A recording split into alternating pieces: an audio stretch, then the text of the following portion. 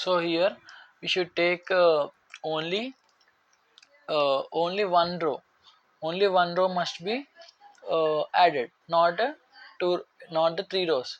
You must think that there is a common mistake or common confusion in the students that you can add easily two determinants, but that is wrong. It is for the property of multilinearity property. I'll explain in the next video. As a separate video, I will explain multilinearity property. It's very much important to solve the problems. You don't confuse for this problem. It's correct only, and this you must add only first row or any other row, any one row you must add, so that the determinant remains constant and equal. So next, the value of determinant is not altered by adding the elements of any row or column a constant multiple of the corresponding element of any other row. So here see, by adding two elements of any row, so here it is not altered.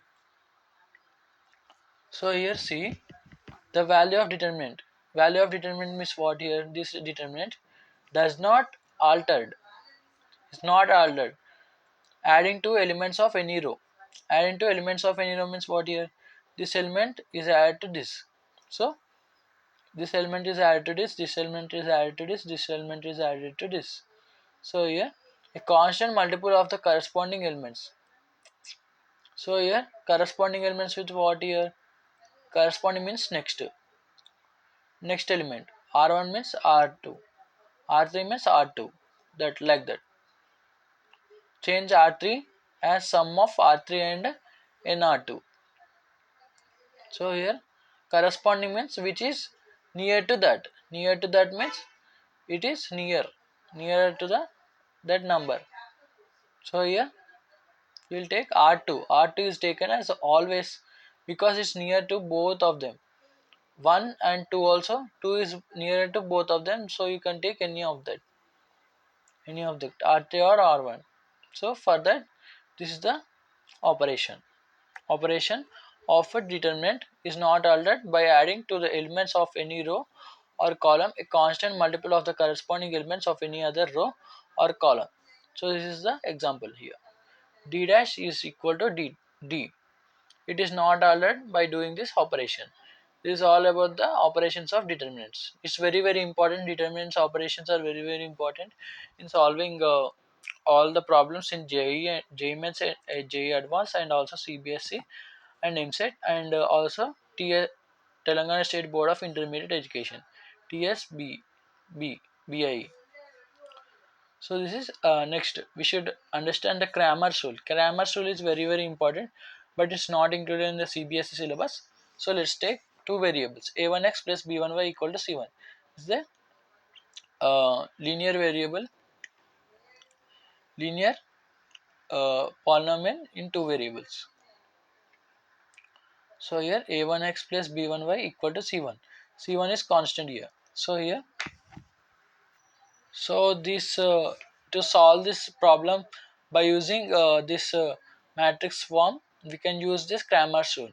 So here x equal to what? Here dx by dy, dx by d, y equal to dy by d. So for finding dx and dy, we should find easily. We can find easily. D is what? Here d equal to d equal to. So here d equal to what? Here a1 a2, b1 b2.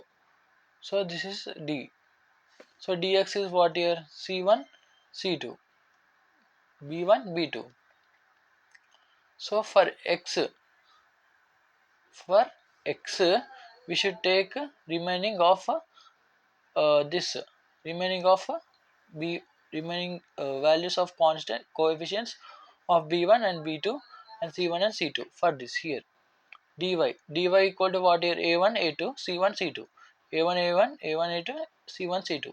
This you should take for finding out the values of this value, this x values. So here you will get answer as.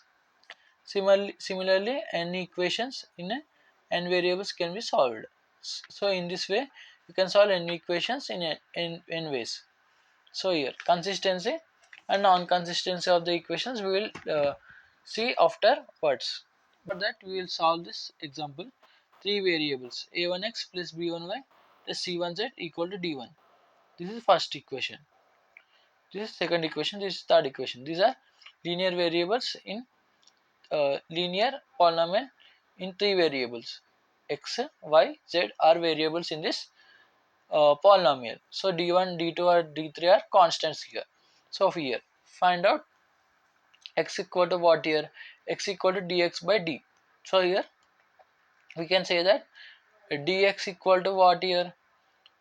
D equal to this one. So this can be represented in the form of this way. Okay, it can be represented in this way. By short form is given here in the textbook. It is a short form, but it can be represented in this way: a1, b1, c1, a2, b2, c2, a3, b3, c3 equal to into xyz equal to d1, d2, d3. So here d equal to what here? D dx equal to, let's take dx equal to y. So this is y, ds is x, this is d. D equal to this one, d equal to this one here, dx equal to this one, dy equal to this one, dz equal to this one.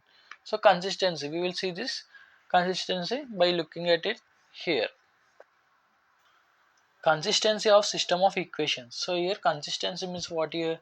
Consistency means how consistent are they. So let's understand this sentences one by one. If d not equal to 0, then the given system of equations are consistent and having unique solution. So if d not equal to 0, if d equal to 0, what happens? D equal to 0, then all these values will be uh, so all these values will be 0. There does not exist any value of the x y z values will be 0. X y values will can be infinitely inconsistent and have no solution here. So if then d not equal to 0 only, the equation has unique solution here. If d equal to 0, at least one of dx, dy, dz is not 0, then the equations are inconsistent. Inconsistent means what here? Inconsistent means it's a property of the matrix. Property of the matrix that defines having no solution here. No solution means inconsistent. So next, if d equal to dx equal to dy equal to dz equal to 0, the given system of equations are consistent and have infinite solution. So just now I had told you, I will explain this by showing you in the paper. So here, if a0 0, if a1 d a1 equal to 0, this total value will be 0, then it will be having infinite number of solutions. It can be anything up to infinity. The answers will be 0 only.